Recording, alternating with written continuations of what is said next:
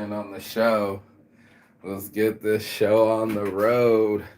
Who's ready for some boom, baby, boom, rise and shine? It's your morning motivation time. Look, the bird just fell over. Did I give it a heart attack? Wow. You okay, little buddy? You okay? Check him out.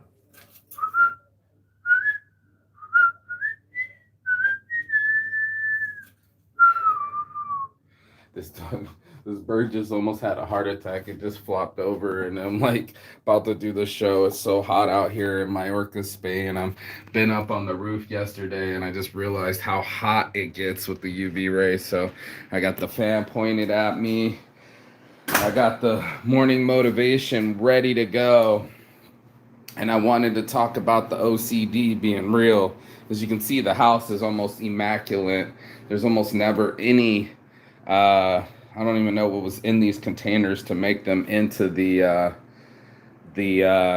sink, but yeah, everything is has its place. Everything is in order. There's almost nothing that's out of order. Everything has a fit and a spot and a place. And there you go into OCD land, where if anything's not fast enough for you or in the right spot or doing what you want it to do, it'll throw you all the way off. And that's why I was having this conversation this morning, is because my OCD, I think we all have a form of OCD, whether we like to admit it or not. Let me turn that again. I want it to point at me. See, even now I'm doing it, pointing the fan at the exact right spot so I can feel it. And that's what we're doing today. We're talking about self-control. It's something that one of my favorite topics, but one of the girls is like, I'm in France. Oh shit. No shit. No. Yeah, no shit. She's one of my stewardess girls. I'm in Spain. Fucking hell. No way. Small world. But yeah, I mean, this is our lives that we make ourselves into what we want to be or think we should be. And that's the form of the OCD. I'm looking for the stand. There used to be a little stand here. I can plug in my phone and have this conversation with you guys. But it can lead to some uncomfortabilities. You know, having an OCD is tough because then you're glued to a thought. You're glued to. She's like, ooh. Mm-hmm. Glued to an outcome, glued to the circumstance. And that's what I felt, you know, when my situation had happened, was that I do have a tough time letting go. I do have a tough time not having things at a certain rhythm or a rhyme that I perceive it should be. Let me move this thing out of the way, and then maybe that'll work. There it goes, boom. Okay, cool. And that's big, because we're all doing things for comfort, right? We're all doing things to make ourselves feel comfortable. Going to the gym, rising and shining, stretching, breathing, drinking water, you know, all these things ease our human experience. And the longer I stay with my friend, I realized how tough it's to keep the harmony, you know, especially when you're not living in appreciation and you start becoming critical of your situation. It's hard when you're constantly beating yourself up or trying to keep things a certain way, when change is going out this door. The sun is changing position, the temperature is changing position, and people are changing the positions in their lives. If I don't change my situation, nothing changes in my life. And that's hard for some people to get, because they don't want to be admitting how much power of change they have in their lives. They have their feelings and what they feel, but do they have the power to change what they feel? Do they have a power to change what they see and what they do? And of course, as soon as I moved, it wanted to move, but that's a big question. You know, moving me, you know, motivating me in inner me, to get this guy to do something brave, or to put some effort into something, or to move myself when I don't want to feel like to move, when I'm on the couch or when I'm high. Speaking of getting high, we're going to get high again. Shout out to Gavitas, the lights. They've made it all the way to Spain. How fucking cool is that? And we have to have conversations with ourselves about our situations. We got to have conversations about what we let affect us. And I know my ex was talking about me getting over her, and she sent me an email, and I didn't read it. I didn't have the energy nor the space in my heart for something like that. But I appreciate her reaching out. I appreciate her still acknowledging our connection. I appreciate that she tried to get me off my OCD. I'd love to reach my friend here, but his whole stuff is fast talk and fast pace, and everything's perfect, and he has this almost this perfect life where nothing's perfect in it. And that I've keyed in on, because I was like that. I was like, well, at least I pay my rent, at least I pay this. But now I'm a stress cadet, and I let it affect my daily life. I let it affect my friends. I let it affect my patients. I let it affect the way that I talk to other people. It's true, dude. I would say some shit, and I'd be like, "How you not do this when I first got here? How you not get on the bike? And how's that going to work?" And just kind of explosive, very Spanish, a lot of hands, a lot of energy, talking fast. And it's just like, uh-oh, here we go. Here we already go with the not so comfortable, and more with the control, the obsessive compulsive disorder, the compulsiveness, the compulsion to make our friends do things. I would ride Hamilton into the streets because it was just like, Hamilton, we got to go. I was acting like my friend here in Spain to him, being less sympathetic, having little to no patience, and rushing things, raising the anxiety. And that's a question for our lives: is that what we're about? Are we about our anxiety, or are we about our, what was the other word for our breathing? Are we about centralizing ourselves and centering ourselves and making ourselves a better self? Or does it, the control and the compulsion, make it the feeling of centeredness? And that's something for a lot of people. If their counter is in order, then their life is in order. If they turn the key knob 3 different times, then they feel comfortable. If they can breathe, my mom would always say 1, 2, 3, breathe. Morning allergies.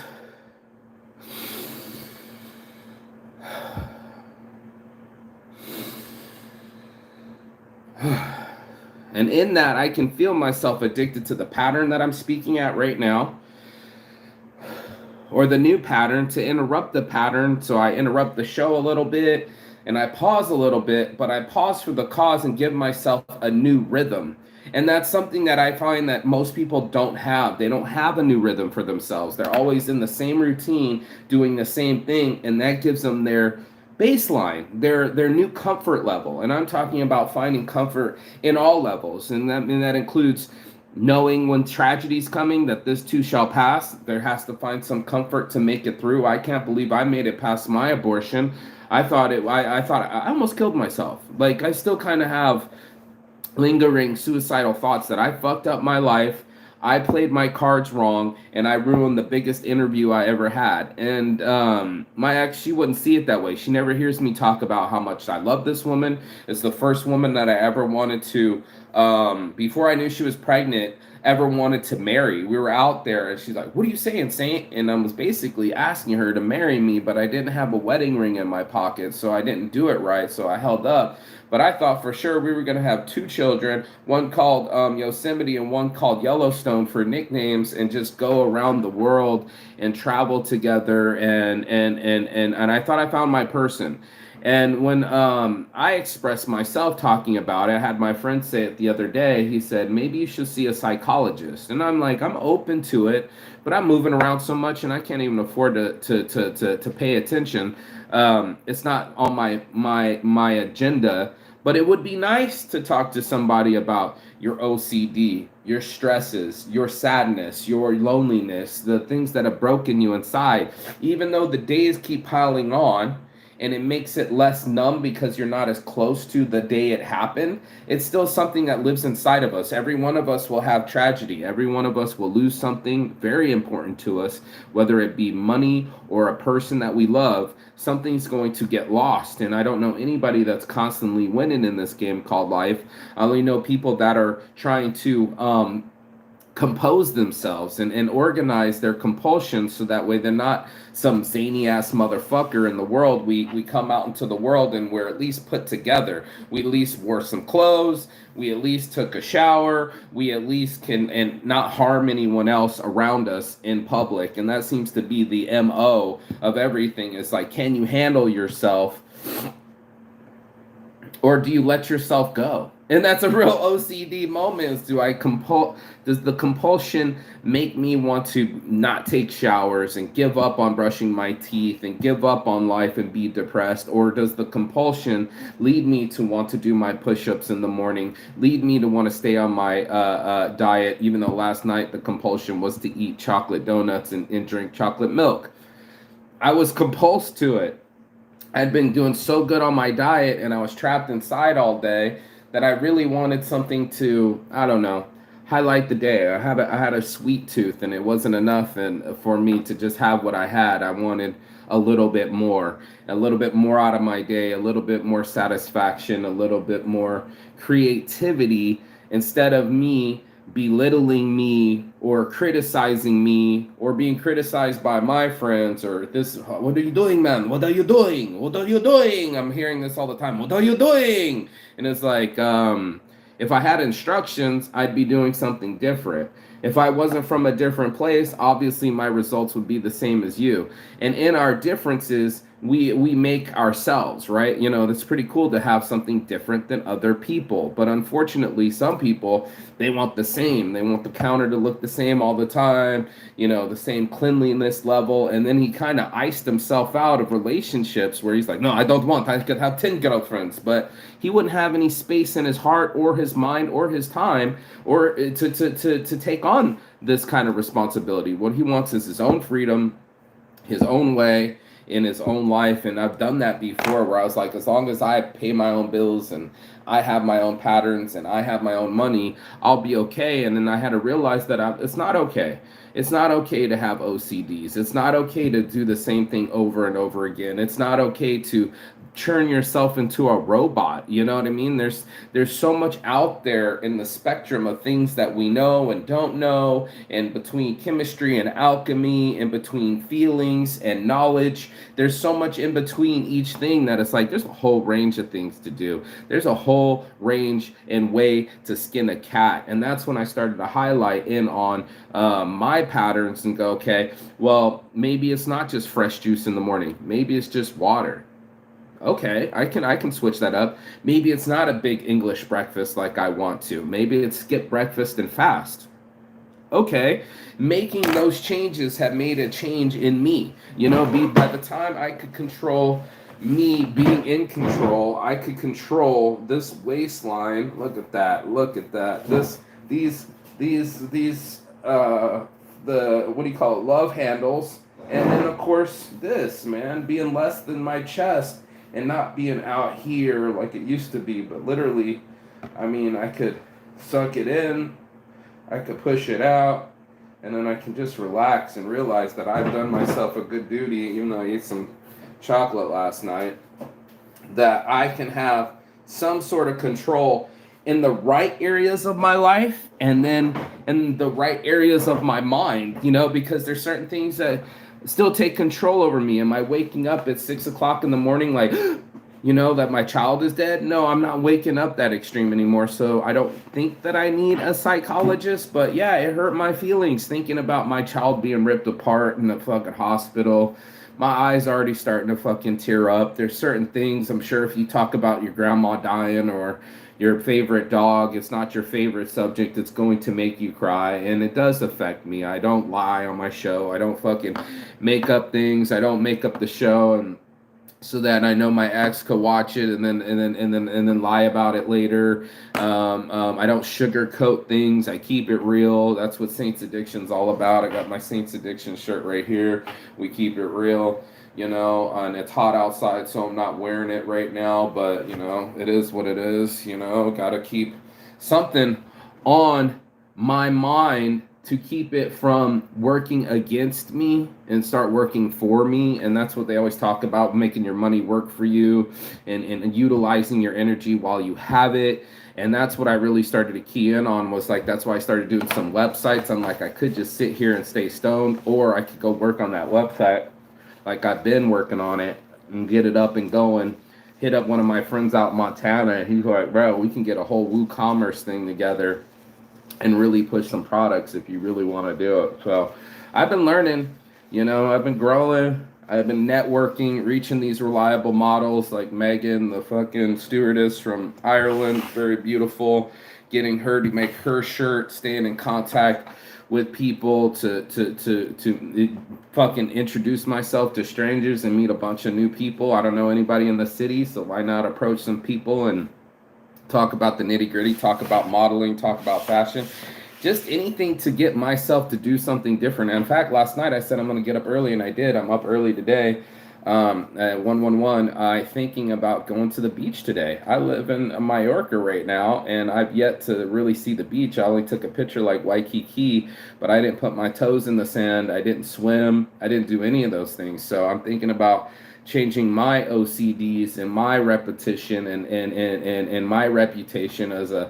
lazy stoner, you're nothing but a loser smoker, to an active, successful stoner that puts energy into his life and makes it into what he wants it to be. That's the only kind of control that I can keep over my mind, is keeping this thing as a positive, opportunity-seeking missile versus the self-destructive. I will self-destruct in 5 seconds, and I start killing myself on all the plays that I missed and all the things that I didn't do. And trust and believe that's what I do. Made that shot. I do to myself, and honestly, I don't need the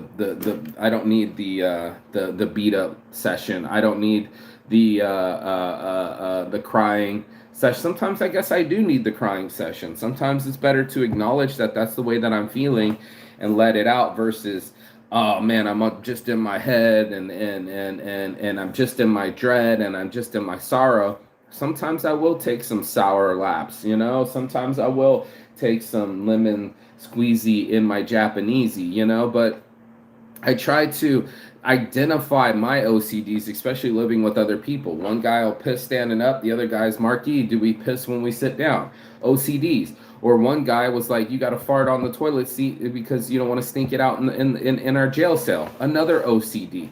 People are trying to always control themselves, and then, like me, like my cellie, like my roommate now, it's all about control and how you control your reactions, the way you talk to people and yourself, more than trying to control others and situations and all that other stuff. So where's this up here?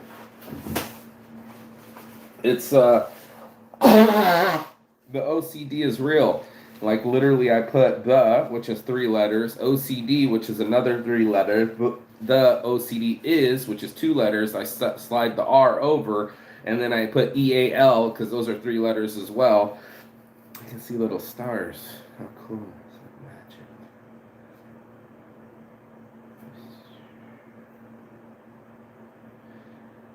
Corner of my mind.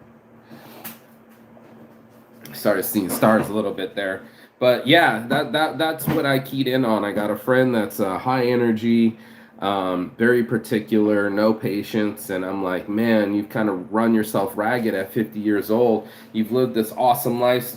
You've gone everywhere. You slept with beautiful women. You've done beautiful things. Why are you not more comfortable than you are compulsive? And that was a real question, for people. I know we got comfort zones and beating the comfort zones and not wanting to live in a comfort zone. I get all of that, but I also don't want to be where the OCD controls me, and then I'm not myself anymore, then I'm not happy anymore, then I'm like driven to find imperfection and what's not working, and all this other disastrous thoughts, then finding happy thoughts and being comfortable in my own skin.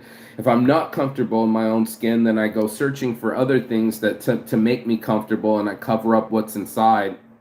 And I don't want what's inside to drive me nuts and make me do things out of compulsion, and constantly critiquing and constantly picking apart. And that's what I found my brain was doing. It was starting to pick apart what didn't start. What didn't start with my marriage. It didn't start with my child. I blew my opportunity, and I have a tough time because my compulsion wants me to fix it and wants me to relive it and say, you should have done this. You shouldn't have fucking argued with her. You should have been more cool. You should have been more patient. You should have never gone to Brazil. You should have never said what you said. It would have never gone in that direction. As if I'm some kind of god that can reverse time and reset myself on the stage like not Jason and the Argonauts. Who's the Pegasus? Fucking, I can see the name of the movie. It was in the 80s, and they remade it. Clash Against the Titans. You're literally clashing with ourselves constantly, somewhere between our circumstances, somewhere between our emotions, and constantly clashing with ourselves, sending ourselves messages of what we should do and how we should feel instead of the way the situation actually is. And that's a stoic philosophy of saying, making the most of what you got, versus people that complain that they don't have a lot. And it's constant. It's a constant thing that's going to be like, there's always something that could be taken away from you to make you have the value that you have, like your health, or someone you love close to you. You can constantly say that to yourself. I got problems, you got problems. Go to a children's hospital, they got problems. And it's like, yeah, if you go to these places and you do these things, realize that there are real lies that we tell ourselves. We need to realize the real lies with real eyes, what's going on with ourselves. And that's, I think, the benefit of seeing a psychologist, or having identified our OCDs or our compulsions or our behavior, is to start seeing with our real eyes and realizing what we are really doing and how much control we really do have over our lives and how much control we really do have over our emotions. Even it might not feel like it when you're angry or you're out there having a fucking road rage. It's like, there's gonna be traffic every day. Start preparing yourself for it and stop being so surprised that the person in front of you isn't moving as fast as you want them to. You know what I mean? Like, come on, bro. An old lady was walking across the street. He was like, what the fuck? What the fuck you, bro? That's an old lady. Same with my homie jumping over me to get off the plane because he's getting claustrophobic. It's like, we've been on this plane for 3-4 hours. There are people literally in the lane. I'm letting them go by, and he couldn't stand it. He had to storm off and make this whole show, and I'm just like, you're unhinged, bro. And I think that's what my friends were trying to say to me. You're unhinged. Whenever you talk about your abortion, you're gonna be unhinged. You need to let it go. Not live in the past. And I needed to learn this lesson. I needed to learn this lesson about my attitude and my anger and my reaction to people. I've been this way my whole life, and I didn't know why I was the way that I was, because I was just taught the way that I was taught. I was taught that might makes right. Well, it doesn't make people feel right. It doesn't make people feel respected or listened to. So then they lose value in what you're saying. You got to be slick. It's something called about slick talk instead of fast talk. You got to be able to slickly talk to yourself. You got to be able to talk yourself into things and out of things pretty easily. You need to be able to go with the flow. You need to be able to find your own flow. You need to know that change is constant, and it's the only thing that's going to be constant in our world, instead of people that try to control. He's controlling this whole place down to a science, and then it's like, you're moving in a month, less than a month. It was last month in my homie's house, and he's stressed, and it's hard to have people around because you're used to having your own patterns. You're used to staying up till 3-4 a.m. watching movies. You're not used to sharing your couch. You're not used to sharing your water. You're not used to sharing your life. And there it is. Do we create a place, a landing strip for people to land in. You know, most people build their comfort palace and then they don't have any spot for someone else. I know a lot of lonely women out there that have these beautiful houses that they decorated, or art galleries, or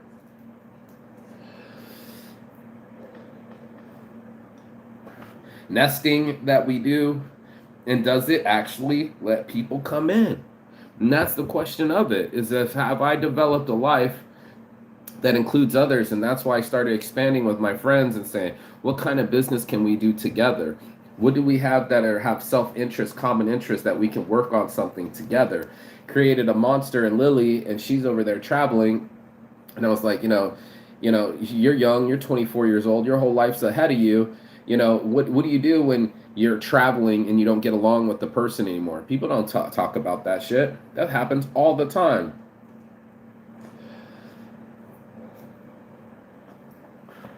Now she's going into Bali alone, and it's like, yeah, dude, sometimes you're going to have to go alone. Sometimes you're too alone. Welcome to change. Comes with the moons. There's going to be 2 full moons coming up, and I was there checking out the moon last night, and that's when I had to dawn in on myself and go, okay, self, can I motivate myself to do these push-ups this morning? It felt so good doing them, but the energy to go over there to do them is not the energy that I have, but the energy that I get from doing them is the energy that I want. Here we are. What kind of energy do we want? And that's the whole conversation that has to happen. I want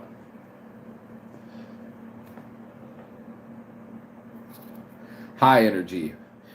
And I want to be, even though this is a depressant, I want to be slow in the morning. I want to wake up soft. I don't like waking up to an alarm clock. Not that there is one here, but I didn't want to have a boss. I wanted to be my own boss and do the things that I wanted to do during the day. And today's goal is to go to the cafe. I'll go live later and go to the weed cafe, the legal cafes. I've never seen one here in the area, and try to get some products sold, and see how people smoke, and see the legal lounges of Spain, and see the beach, man. Get my ass in the fucking, I hear there's topless women down there, and I still haven't even got my lazy ass onto a fucking bus to get down there, so I gotta figure it out. Gotta not be lazy, gotta not have OCD, gotta be fucking in the breeze. And as this weed kicks in and the fans feeling on me, I feel good.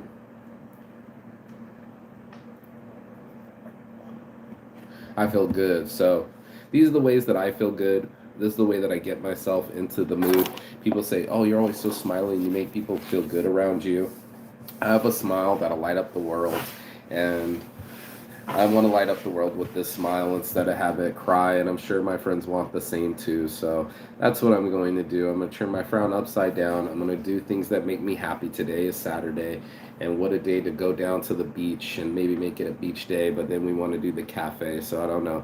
I'm trying to go to the beach and do the cafe. Do 2 things at once today. And I think that would make me happy. Get out into the sun.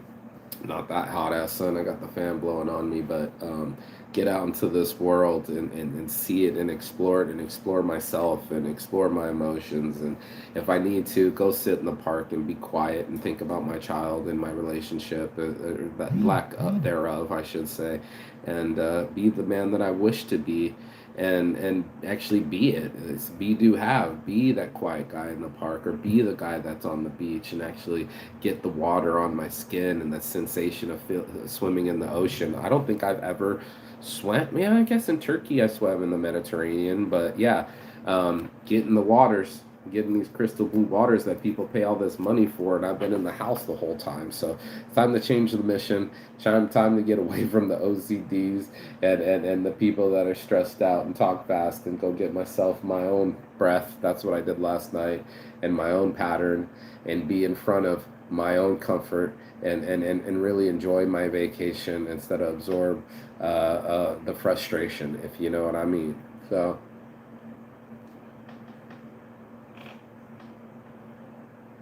that's your morning motivation. If you got anything out of this, do like, share, and subscribe. So we're going to beat the algorithm. Do get some trees, real trees, and do get in the breeze, because it will change your whole outcome. It's like a fucking, what you call it? What's the thing called? cold plunge challenge. So you can take a cold plunge challenge. You can take a OCD challenge and see yourself for how you really are and how you really act and how you, and what kind of vibe you really have. And it's a vibe check. So peace and love. Put that vibe in your life. And as always, Chigathon. That means goodbye but not forever and finish. And I'm going to get into my day, make my dreams come true, make me come true, and be who I am. Peace. I'll see you on the other side. Ciao.